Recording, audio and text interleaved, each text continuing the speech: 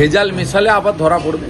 তবে তৃণমূল কংগ্রেস আপাতমস্তক না ভেজাল পারিবারিক কোম্পানি, এ ভেজাল মেশাবে। ওই মানে ভোট গণনার ফলাফলের মতো হতে পারে, কিন্তু সুপ্রিম কোর্ট সর্বোচ্চ জায়গা, তারা বলে দিয়েছে 2 তারিখ রাত্রি 12টার মধ্যে মমতা ব্যানার্জির সরকার তো ছাড়, ওদের ঘাড় দিতে বাধ্য তালিকা। সুপ্রিম কোর্টকে এত দুর্বল ভাবার কোনো কারণ নেই, এবং সুপ্রিম কোর্টের যে কোনো সিদ্ধান্ত বদল একমাত্র লোকসভাতেই হতে পারে, তো অন্য কোথাও বদল হয় না। তো স্বাভাবিকভাবে কুমার ব্যাং আঞ্চলিক দল তৃণমূল কংগ্রেস তো যা করছে করুক না। আজকে কত তারিখ? আজকে তো 30 তারিখ, 31 আরো আছে, আরো দেখনা হয়, সোচনা হয়, জোড়না হয়, তোড়না হয়, কাটনা হয়, চলুক, কিন্তু ফাইনালি 2 তারিখের মধ্যে দিতেই হবে।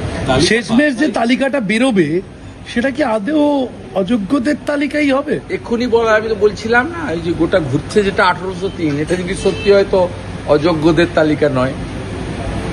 কারণ 2022-এ অভিজিৎ গাঙ্গুলি মহোদয় যে তালিকা দিয়েছিলেন এবং সুপ্রিম কোর্টের যে প্রথম অর্ডার, তাতে কারা কারা বাদ যাবেন, যেহেতু এসএসসি যোগ্য অযোগ্য তালিকা দেয়নি, একাধিকবার সুপ্রিম কোর্ট সুযোগ দেওয়ার পরেও 4 বার সুযোগ দিয়েছে, টাইম দিয়েছে, একাধিক হিয়ারিং এর ডেট বদল করেছে, তালিকা যেহেতু দেয়নি সেহেতু সুপ্রিম কোর্ট বলে দিয়েছিল কারা কারা থাকবে না, যে প্যানেলের টেনিওরের বাইরে থাকবে না, ওএমআর টেম্পারিং থাকবে না, র্যাঙ্ক জাম্পিং থাকবে না, এগুলো সব বলে গেছে। তো এর মধ্যে যারা পড়বে আমাদের সকলের নজর আছে।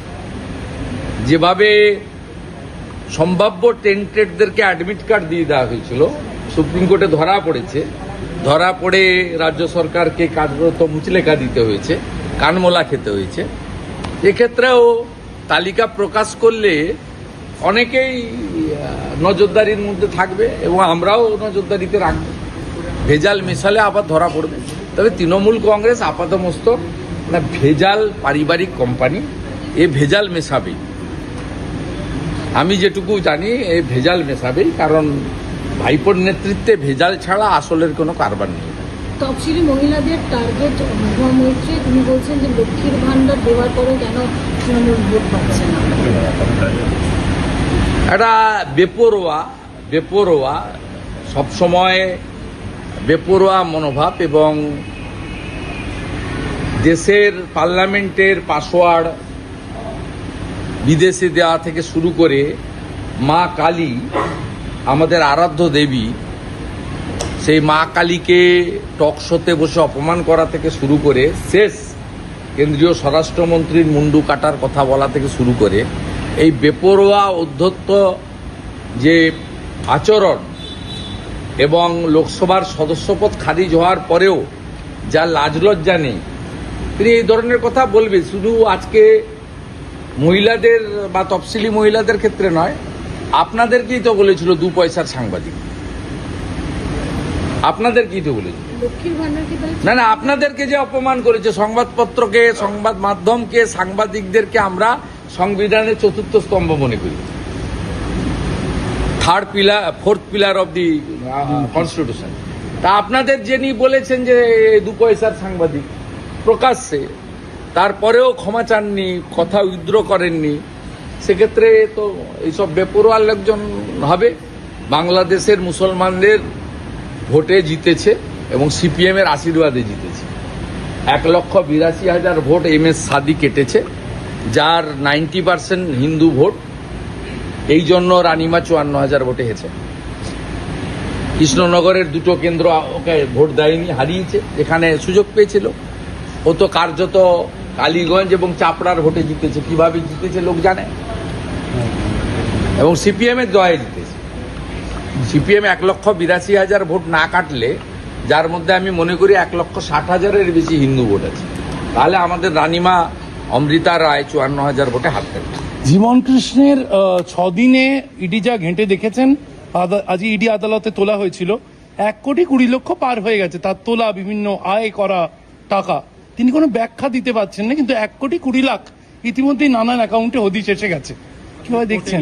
না, আমি তো সূত্রতে বলবো না, আমি প্রথম থেকেই বলি জীবন কৃষ্ণ টাকা তুলেছে অনেক, এবং সেই টাকার 80% কালীঘাটে পৌঁছে দিয়েছে সুজয় কৃষ্ণ ভদ্রর মাধ্যমে। এবং সরাসরি তার সঙ্গে কার কার যোগাযোগ ছিল, আমি 12ই আগস্টের যে ছবিটা আপনাদেরকে কয়েকদিন আগে প্রকাশ করেছিলাম, তাতে তো প্রমাণ হয়েছে যে কত বড় প্রভাবশালীদের সঙ্গে এই ব্যক্তির যোগাযোগ আছে। আর জীবন কৃষ্ণ অনেকগুলো কালেক্টরের মধ্যে অন্যতম। জীবন কৃষ্ণর পরে যে সাব কালেক্টর ছিল, শুধু ভাইপোর পিসি নয়, আমি আরেকবার বলছি, নবগ্রামের এমএলএ, খড়গ্রাম, কান্দির সমস্ত তৃণমূলের এমএলএরা তারা তালিকা করে সাব এজেন্ট হিসেবে তালিকা এবং টাকা তুলে অল্প কিছু কমিশন রেখে জীবন কৃষ্ণকে দিয়েছে। তাই সিবিআইর উচিত, একেবারে শুধুমাত্র ইডির উচিত, একেবারে সাব এজেন্টদেরকেও ধরা, শুধুমাত্র পিসি ভাইপোর মধ্যে সীমাবদ্ধ না রেখে আরো একটু নিচের দিকে নামা।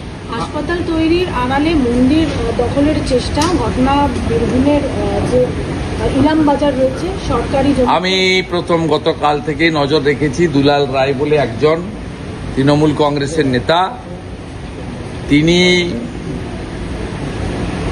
একটি বিশেষ সম্প্রদায়ের কিছু হিন্দু বিরোধী মানুষকে নিয়ে কিছু জিহাদিদের জড়ো করে পুলিশের উপস্থিতিতে ওখানে এই কাজটা করছেন।